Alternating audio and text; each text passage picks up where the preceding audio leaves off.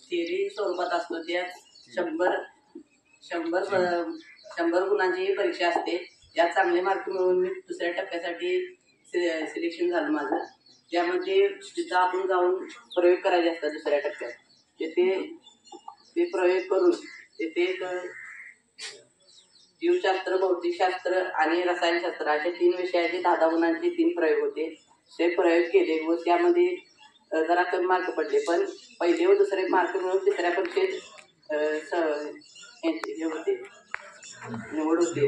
मग पहिल्या परीक्षेच्या राहून मी तिसऱ्या परीक्षेमध्ये गेलो.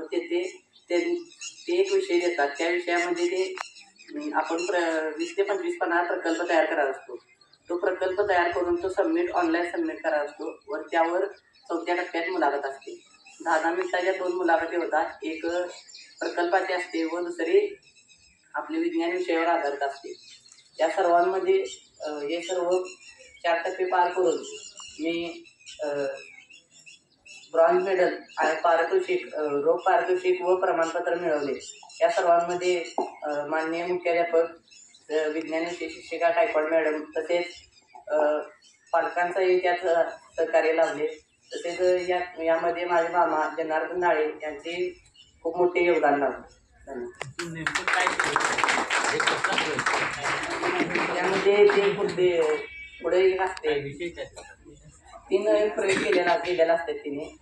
त्यामध्ये कृती सांगितली असते, त्यानुसार आपण करायचं आणि त्यात निष्कर्ष लिहायचं उत्तरपत्रिकेत. तर ही परीक्षा खूप शिकण्यासारखी आहे. जास्तीत जास्त विद्यार्थ्यांनी यात सहभाग घ्यावा अशी माझी